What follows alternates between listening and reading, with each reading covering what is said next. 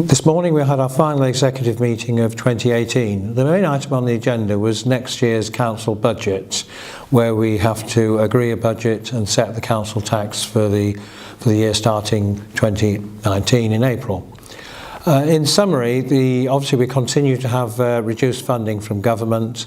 At the same time we have cost pressures, particularly in adult care, children's services and waste management. So the net result of all that is that although we are finding about £18 million worth of savings next year, we're also having to use about £23 million of reserves to balance the books. There are cost pressures as well, which we have to include in our calculations. So when it comes to the level of council tax, what the executive has agreed to recommend to full council in February is that the council tax is increased by a total of 4.95%. So that'll be 3% for our base services and 2% for what is known as the government's adult care precept. So although that is above inflation, we feel at this stage that is the prudent way forward, because we continue to have a lot of uncertainty about the future for our services in terms of funding, and we certainly don't want to get in the position that, say, Northamptonshire have got themselves into, where they are really in deep financial difficulty. The good news is that the government has responded very positively so far to our Fair Funding Review campaign, and indeed the national programme for funding adult care sustainably in the future.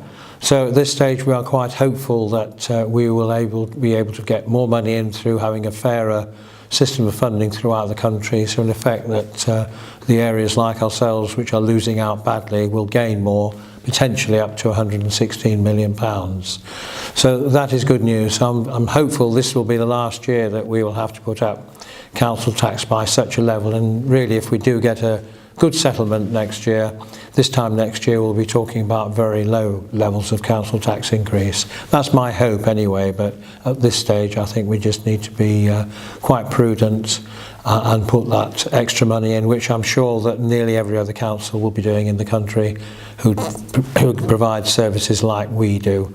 And we still remain, in spite of all of that, one of the lowest council tax precepting councils in the country, or about fourth lowest, so that is a good result, particularly as we continue to provide good services. In many cases like highways and children's services, we are considered to be one of the best in the country. But we all know there's a continued pressure, not only on those things which I've already talked about, but also things like trying to keep on top of the road repair bill. And it was very helpful. The government just recently gave us an extra £13.5 million to top up what we already spend on highways, and we are looking at spending that money wisely so that we do more preventative work to stop the roads and the potholes deteriorating in the first place.